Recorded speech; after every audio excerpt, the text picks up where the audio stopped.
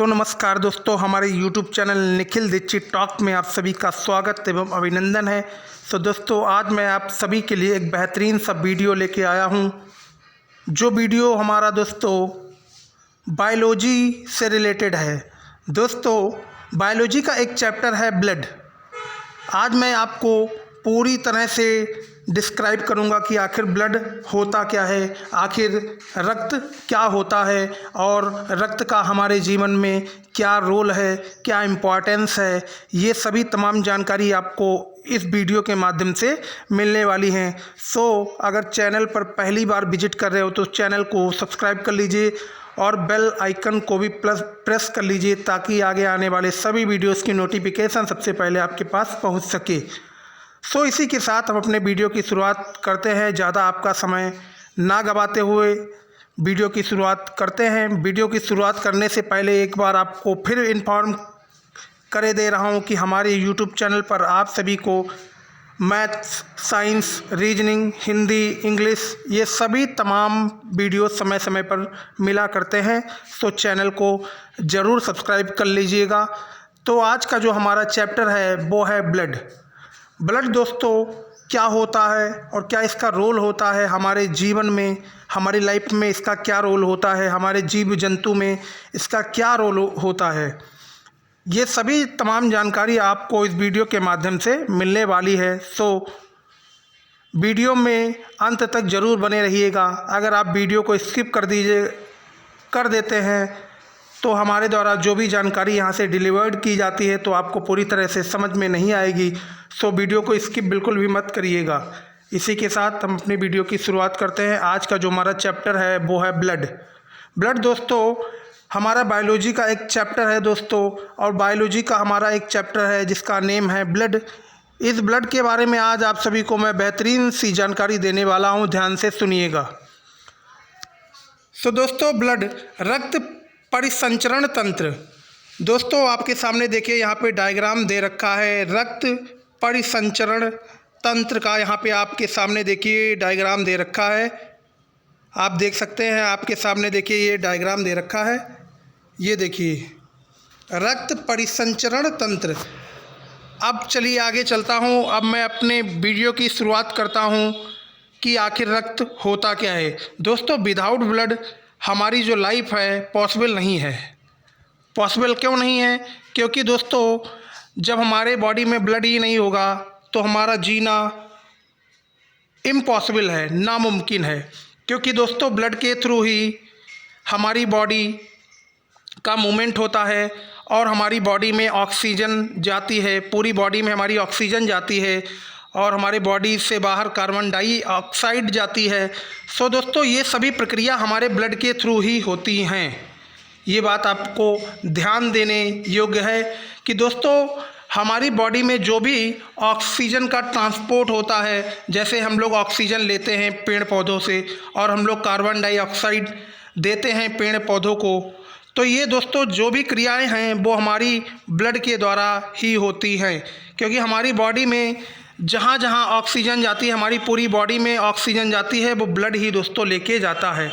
अब मैं आपको एक जानकारी और भी देता हूँ कि ब्लड रेड कलर का क्यों होता है। ये क्वेश्चन आपके कॉम्पिटिटिव एग्जाम्स में कई बार पूछा गया है कि जो रक्त होता है वो लाल ही क्यों होता है।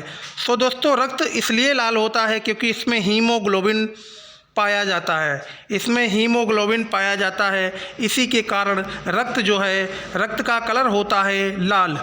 ये चीज़ आपको समझ में आ चुकी होगी। हम मानव हैं दोस्तों, और जो मानव हैं और जो जीव हैं दोस्तों, इनमें बिना ब्लड के लाइफ जीना इम्पॉसिबल है। Without blood there is nothing possible to survive the life.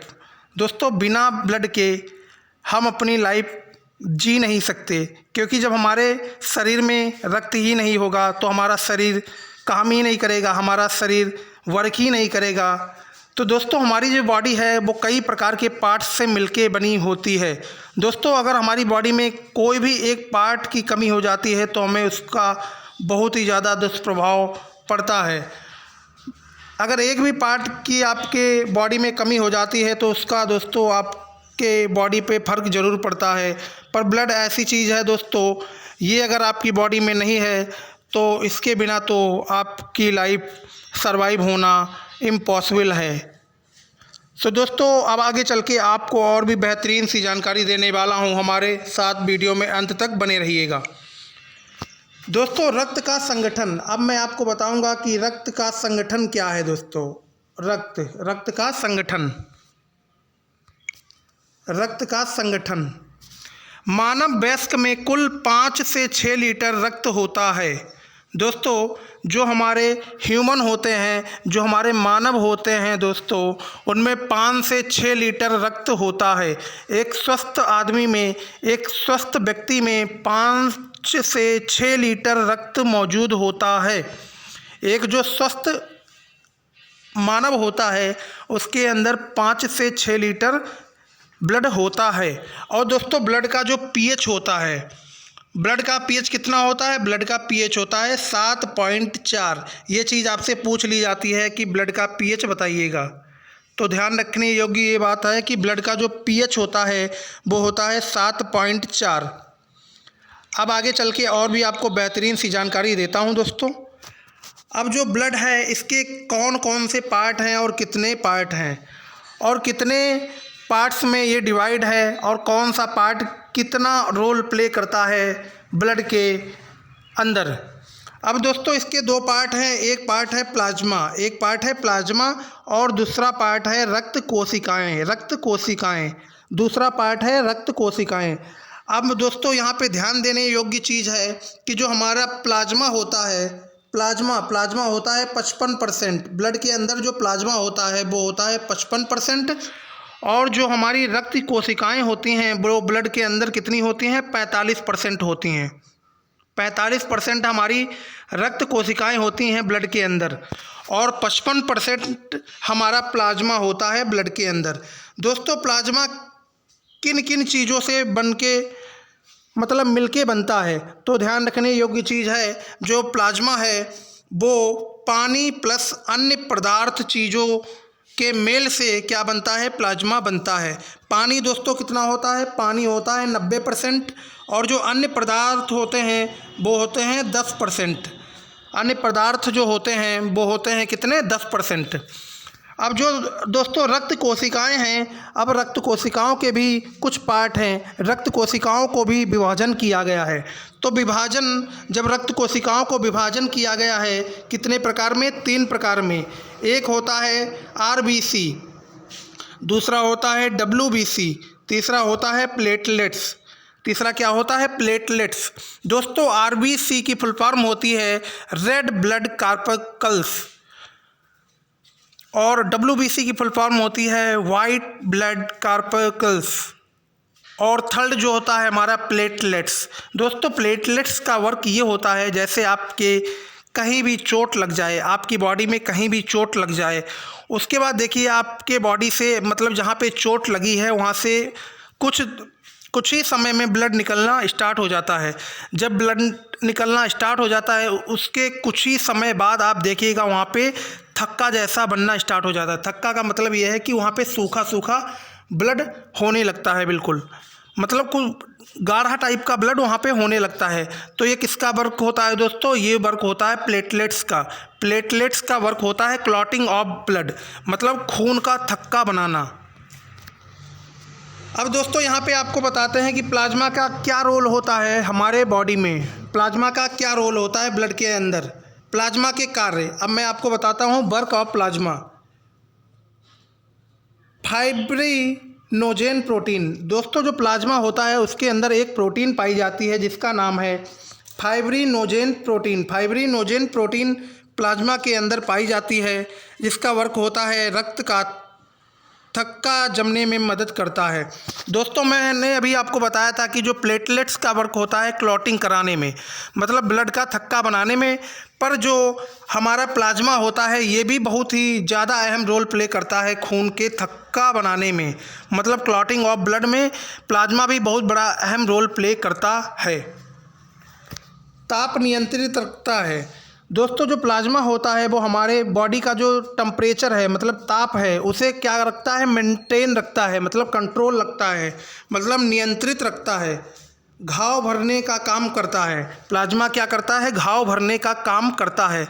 कभी कभी जब आपके चोट लग जाती है, आपने गौर करके देखा होगा, जब आपके जिस जगह पे चोट लगेगी वहाँ पे ब्लड निकलना स्टार्ट हो जाएगा। ब्लड निकलने स्टार्ट होने के बाद थोड़ी देर बाद आप देखिएगा ब्लड के किनारे किनारे वाइट प्रकार के मतलब पार्टिकल्स पड़ जाते हैं। वाइट कलर के कुछ पार्टिकल्स आपको दिखाई देने लगते हैं ब्लड के किनारे किनारे। ये चीज़ आपने गौर की होगी। तो वो क्या चीज़ होती है, वो होती है प्लाज्मा। क्या होता है, प्लाज्मा। अब नेक्स्ट आते हैं दोस्तों रक्त का संगठन। रक्त का संगठन यहाँ पे आपके सामने देखिए डायग्राम दे रखा है। इस डायग्राम को आप देख सकते हैं।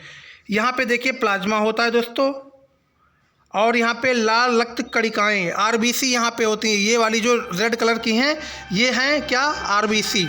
और ये देखिए ब्लू और वाइट में जो हैं ये है डब्ल्यूबीसी। और यहाँ पे ये देखिए ये वाला, ये हमारा क्या है, प्लेटलेट्स है। नेक्स्ट हमारा आता है आरबीसी। आरबीसी आखिर क्या होती है, आरबीसी दोस्तों रक्त में 90% होती है। जो हमारा ब्लड होता है, हमारा जो रक्त होता है उसमें आरबीसी की मात्रा कितनी होती है, तो ध्यान रखने वाली बात है कि जो आरबीसी की मात्रा होती है वो होती है 90%। हमारे ब्लड के अंदर आरबीसी की मात्रा होती है 90%। और आरबीसी की लाइफ स्पैन कितनी होती है, तो ध्यान रखने योग्य बात है, आरबीसी की जो लाइफ स्पैन है वो मात्र 120 दिन की होती है। कितने दिन की, 120 दिन की मात्र इसकी लाइफ स्पैन होती है। और इसका निर्माण कैसे होता है, इसका निर्माण दोस्तों होता है बोन मैरो से। इसका क्या होता है, निर्माण होता है। किसका निर्माण होता है, आरबीसी का निर्माण होता है बोन मैरो के द्वारा।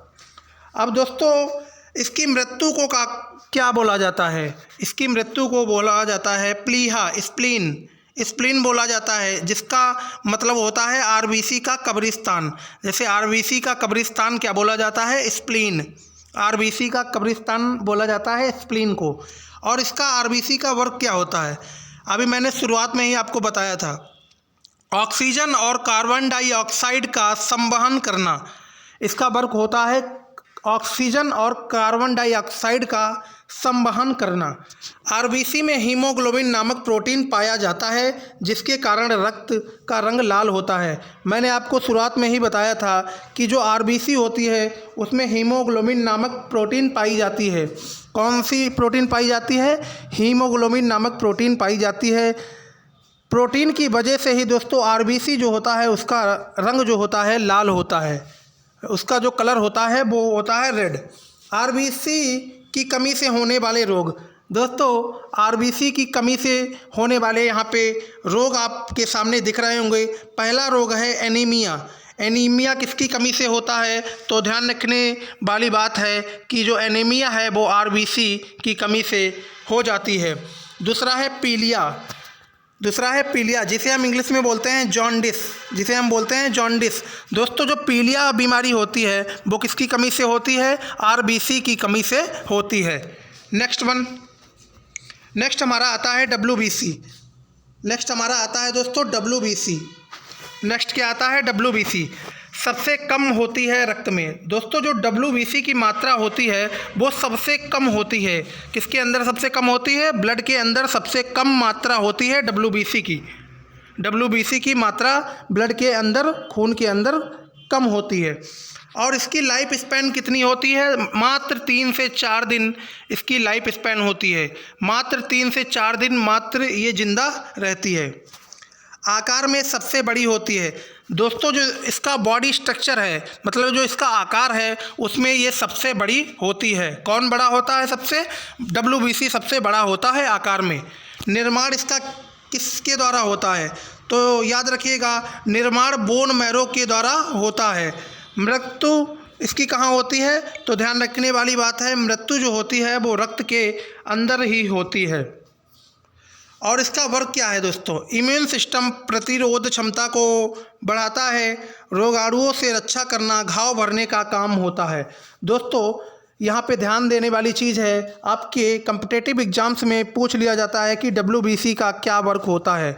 तो दोस्तों WBC जो होता है उसका ये वर्क होता है कि इम्यून सिस्टम को बरकरार रखे और जो हमारे पैथोजेंस होते हैं उनसे लड़ने की क्षमता दे। यही WBC का क्या होता है? वर्क होता है। और हमारी बॉडी को पैथोजन से क्या करे? पैथोजन से दूर रखे और हमारी बॉडी की रक्षा करे ताकि कोई पैथोजन अटैक ना करे। तो ये सभी दोस्तों WBC के वर्क होते हैं। अब मैं आपको बताऊंगा कि इम्यून सिस्टम क्या होता है।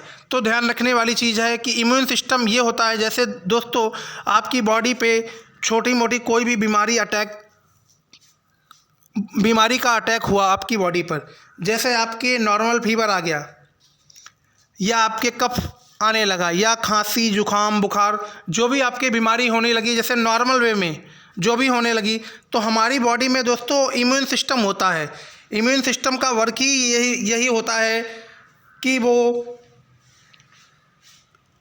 जो बाहर की बीमारी होती हैं, जो बाहर के पैथोजेंस होते हैं, पैथोजेंस का मतलब होता है डिजीज कॉजिंग ऑर्गेनिज्म, जो बाहर के पैथोजेंस हैं उनको मारने का काम कौन करता है? इम्यून सिस्टम करता है। और हमारी बॉडी को सुरक्षित कौन रखता है? इम्यून सिस्टम रखता है। हमारी बॉडी को पैथोजन से सुरक्षित कौन रखता है? इम्यून सिस्टम रखता है। हमारी बॉडी में जो भी बीमारी आती हैं उनसे कौन लड़ता है? इम्यून सिस्टम लड़ता है।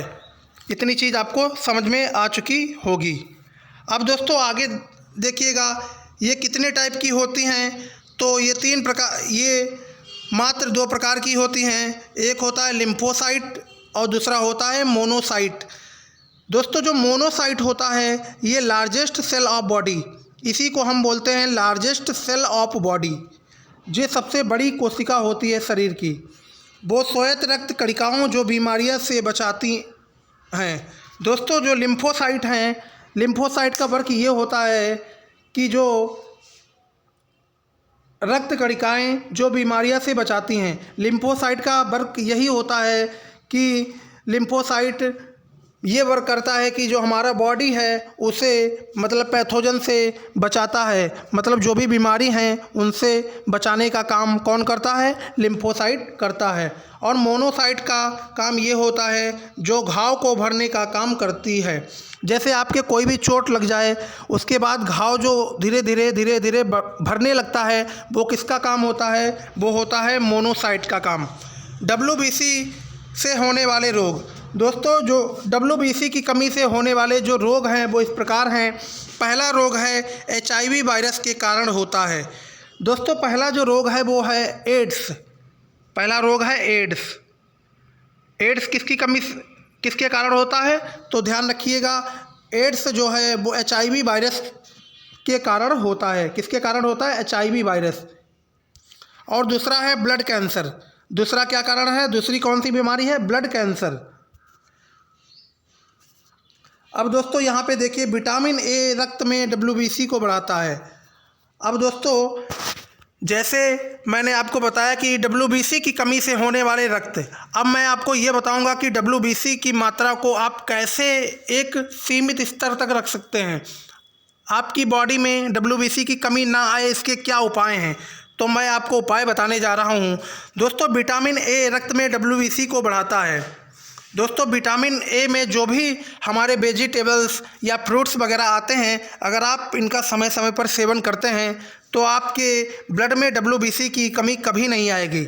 अगर आप विटामिन ए पर्याप्त मात्रा में ले रहे हैं तो आपके ब्लड में WBC की कमी कभी नहीं आएगी।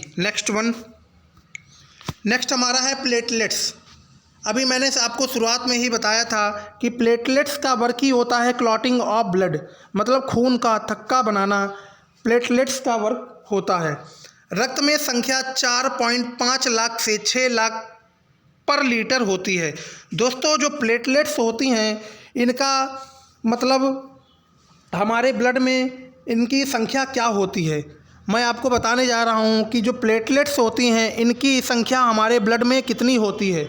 तो ध्यान रखने वाली बात है, जो प्लेटलेट्स की संख्या होती है हमारे ब्लड में वो होती हैं 4.5 लाख से 6 लाख तक।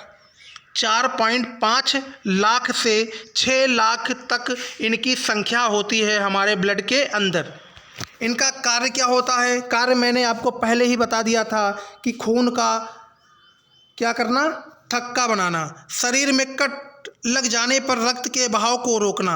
जैसे हमारी बॉडी पे कहीं भी कट लग गया, हमारी बॉडी में कहीं भी कट लग गया, तो दोस्तों जो हमारा रक्त है उसके बहाव को क्या करना, रोकना, उसके बहाव को रोकना, मतलब वहाँ पे गाढ़ा गाढ़ा कर देना, थक्का बना देना ताकि ब्लड निकले ना। अब आते हैं चिकुनगुनिया और डेंगू जैसी बीमारियों में प्लेटलेट्स की मात्रा में एकदम से कमी आ जाती है। आपने कई बार दोस्तों सुना होगा कि प्लेटलेट्स की कमी हो गई। तो प्लेटलेट्स की कमी किन कारण हो जाती हैं? तो दोस्तों दो हमारी बीमारी हैं, पहली बीमारी है चिकुनगुनिया और दूसरी बीमारी है डेंगू। दोस्तों इन दो बीमारियों में हमारे कई बार हम सभी को सुनने में आया होगा कि किसी भी व्यक्ति की प्लेटलेट्स कम हो गई। तो प्लेटलेट इसी के कारण कम हो जाती हैं, इन जैसी बीमारियों के कारण। जैसे पहली बीमारी है चिकुनगुनिया और डेंगू जैसी बीमारियों के कारण ही हमारे ब्लड से प्लेटलेट्स की कमी हो जाती है। डेंगू एडिस एजिप्टी मच्छर के काटने से। दोस्तों डेंगू कैसे होता है, कौन सा मतलब मच्छर काटता है तब डेंगू होता है? तो याद रखिएगा, एडिस एजिप्टी मच्छर, एडिस एजिप्टी मच्छर उसका नाम है, उसी के कारण डेंगू होता है। मानव शरीर में खून हेपेरिन की उपस्थिति के कारण नहीं जमता। दोस्तों जो हमारा ह्यूमन, जो हम लोग ह्यूमन है दोस्तों, हमारा जो मानव शरीर है, इसमें आपने एक गौर किया होगा कभी कभी कि हमारे बॉडी में ब्लड क्यों नहीं जमता, हमारे बॉडी में ब्लड क्यों नहीं जमता। आपने कई बार इस चीज़ को गौर किया होगा। तो आपको ये ध्यान रखनी है कि आपके बॉडी में ब्लड इसके कारण नहीं जमता कि आपके बॉडी में हेपेरिन प्रेजेंट होता है। क्या प्रेजेंट होता है? हेपेरिन। मानव शरीर में खून हेपेरिन की उपस्थिति के कारण नहीं जमता। दोस्तों हमारे बॉडी में हेपेरिन की प्रेजेंस के कारण हमारे बॉडी में जो ब्लड है वो नहीं जमता। हेपेरिन के कारण दोस्तों हमारे बॉडी में खून जो है, रक्त जो है वो क्या नहीं होता, जमता नहीं। नेक्स्ट वन, दैट इज रक्त परिसंचरण तंत्र। रक्त परिसंचरण तंत्र, धमनी। धमनी दोस्तों बोलते हैं हम हिंदी में, और इसे अंग्रेजी में बोलते हैं आर्टरीज। आर्टरीज और सिराएं बोलते हैं हम हिंदी में, और बीन्स बोलते हैं हम इंग्लिश में। ये ध्यान देने वाली चीज़ है, आपको ध्यान देना है। धमनी का वर्क क्या होता है, मतलब आर्टरीज का वर्क क्या होता है, आर्टरीज का क्या वर्क होता है? तो दोस्तों आर्टरीज का वर्क ये होता है, ऑक्सीजन युक्त शुद्ध खून ले जाती है। धमनी का वर्क होता है ऑक्सीजन युक्त शुद्ध खून ले जाती है लंग्स से हार्ट तक। दोस्तों जो हमारी आर्टरीज हैं, हमारी जो आर्टरीज हैं उनका ये वर्क होता है कि वो प्योर ब्लड को लंग से हार्ट तक ले जाना। आर्टरीज का वर्क यही होता है कि जो प्योर ब्लड को मतलब लंग से, फेफड़े से हार्ट तक ले जाना। अपवाद, यहाँ पे एक कुछ अपवाद भी है। पल्मोनरी आर्टरीज अशुद्ध रक्त ले जाती है, पर यहाँ पे एक एक्सेप्शन केस है, एक अपवाद भी है। जो हमारी पल्मोनरी आर्टरी है वो दोस्तों अनप्योर रक्त ले जाती है। कहाँ से ले जाती है? ऑर्गन से लंग्स तक, ऑर्गन से लंग्स तक अनप्योर ब्लड ले जाती है। कौन ले जाता है दोस्तों? Pulmonary artery. अब दोस्तों मैं आपको बताता हूँ कि बीन्स का क्या वर्क होता है। बीन्स का वर्क ये होता है, अशुद्ध खून ले जाती है ऑर्गन से लंग्स तक। जो हमारा इम्प्योर ब्लड होता है, जो हमारा अशुद्ध रक्त होता है, जो हमारा इम्प्योर ब्लड होता है, वो ऑर्गन से लंग्स तक कौन ले जाता है? तो वो ले जाता है बीन्स, जिसे हम हिंदी में बोलते हैं सिराएं। यहाँ पे भी एक अपवाद है। अपवाद इस प्रकार है कि यहाँ पे पल्मोनरी बीन्स शुद्ध रक्त ले जाती है। यहाँ पे एक अपवाद है कि पल्मोनरी बीन्स शुद्ध रक्त ले जाती है लंग्स से हार्ट तक, लंग्स से हार्ट तक शुद्ध रक्त ले जाती है। कौन ले जाता है? Pulmonary veins. Next one that is test blood, रक्त परिसंचरण तंत्र। Very important questions and answer set. आपको दोस्तों ब्लड से रिलेटेड कई महत्वपूर्ण चीज़ें आपको बहुत बेहतरीन तरीके से समझ में आ चुकी होंगी। अब मैं कुछ क्वेश्चन के तरफ चलता हूँ। अब ये भी मालूम हो जाएगा कि आपने इस वीडियो के माध्यम से कितना सीखा। तो दोस्तों आज का जो हमारा पहला क्वेश्चन है वो आपके सामने देखिए स्क्रीन पे आ चुका है। आज का पहला क्वेश्चन, तो पहला क्वेश्चन इस प्रकार है, ध्यान से देखिएगा। प्लाज्मा में जल का प्रतिशत कितना होता है? जो हमारा प्लाज्मा होता है उसमें जल का प्रतिशत कितना होता है? ये दोस्तों जेपीएससी 2011 में पूछा गया क्वेश्चन है। जेपीएससी 2011 में पूछा गया क्वेश्चन है, प्लाज्मा में जल का प्रतिशत कितना होता है। सो यहाँ पे दोस्तों ध्यान रखने वाली चीज़ है, जो हमारा प्लाज्मा होता है, प्लाज्मा में जल का प्रतिशत याद रखिएगा 90% प्लाज्मा में जल की मात्रा होती है। ध्यान रखिएगा जो प्लाज्मा होता है उसमें 90% मात्रा किसकी होती है? जल की होती है, वाटर की होती है। क्वेश्चन नंबर सेकंड इस प्रकार है, रक्त होता है। क्या रक्त होता है? एक संयोजी ऊतक। रक्त क्या होता है दोस्तों? एक संयोजी ऊतक होता है। क्या होता है? एक संयोजी ऊतक होता है रक्त। क्वेश्चन नंबर तीसरा, आरबीसी का निर्माण हमारे शरीर में किस भाग में होता है? ये मोस्ट इम्पॉर्टेंट क्वेश्चन है और ये कई बार परीक्षाओं में पूछा गया क्वेश्चन है। ये ध्यान से देखिएगा। ऑप्शन ए दे रखा है यकृत, ऑप्शन बी दे रखा है हृदय, ऑप्शन सी दे रखा है प्लीहा, ऑप्शन डी दे रखा है अस्थि मज्जा। तो आपको इसमें करेक्ट आंसर बताना है। तो इसका करेक्ट आंसर हो जाएगा ऑप्शन नंबर डी, अस्थि मज्जा। अस्थि मज्जा में दोस्तों आरबीसी का निर्माण हमारे शरीर में होता है। नेक्स्ट वन, हीमोग्लोबिन का क्या तात्पर्य है? हीमोग्लोबिन का क्या तात्पर्य है? आज का जो नेक्स्ट क्वेश्चन है उसमें यह पूछा गया है, हीमोग्लोबिन का क्या तात्पर्य है? तो याद रखिएगा ऑक्सीजन को इधर उधर पहुंचाना। हीमोग्लोबिन का वर्क यही होता है, हीमोग्लोबिन का यही तात्पर्य है कि ऑक्सीजन को इधर से उधर पहुंचाना, ऑक्सीजन को इधर से उधर पहुंचाना। नेक्स्ट क्वेश्चन, मानव वयस्क में कुल कितना रक्त होता है? मानव वयस्क में कुल कितना रक्त होता है? तो याद रखिएगा मानव वयस्क में कुल 5 से 6 लीटर मतलब ब्लड होता है। 5 से 6 लीटर रक्त होता है मानव वयस्क में। ठीक। क्वेश्चन नंबर 6, मानव रक्त का पीएच होता है। अभी मैंने आपको बताया कुछ समय पहले, तो याद रखिएगा मानव रक्त का पीएच होता है 7.4। 7.4 क्या होता है दोस्तों? पीएच होता है मानव रक्त का। नेक्स्ट क्वेश्चन आपके सामने देखिए स्क्रीन पे आ चुका है। आरबीसी का कब्रिस्तान किसे कहा जाता है? ये क्वेश्चन मैंने अभी आपको बताया था। आरबीसी का कब्रिस्तान बोला जाता है स्प्लीन। स्प्लीन को हम हिंदी में बोलते हैं प्लीहा। क्या बोलते हैं? प्लीहा।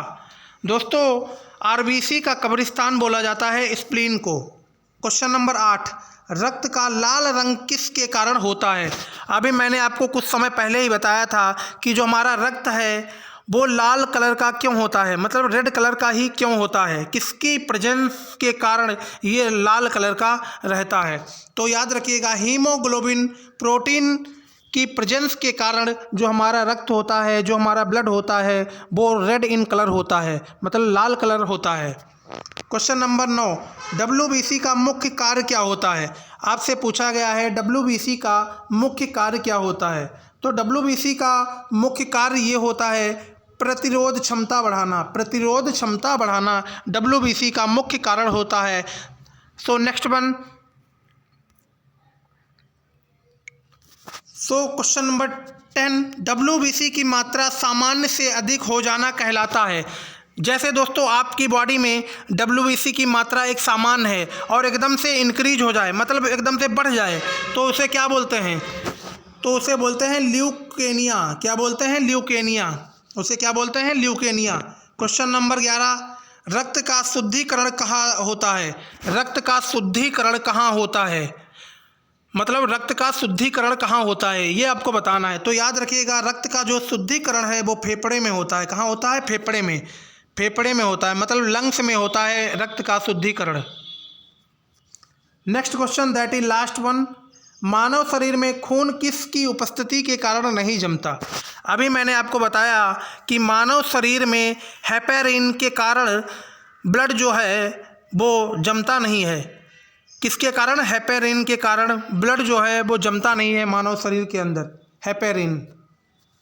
तो दोस्तों इसी के साथ हमारा वीडियो एंड होता हुआ, अगर हमारे द्वारा जो भी जानकारी आपको दी गई है अगर आपको अच्छी लगी हो तो वीडियो को लाइक करना, चैनल को सब्सक्राइब करना बिल्कुल भी ना भूलें।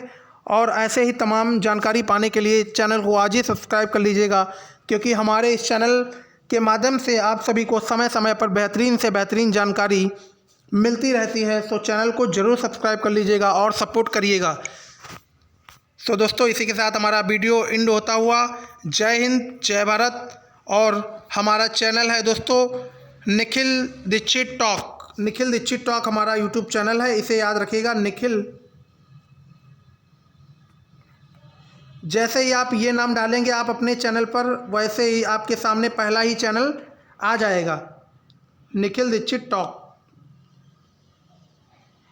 जैसे ही आप इस चैनल का नेम डालेंगे, ये देखिए हमारा यूट्यूब चैनल है दोस्तों। एक बार फिर से यहाँ पे देखिए, आपको बता देता हूँ,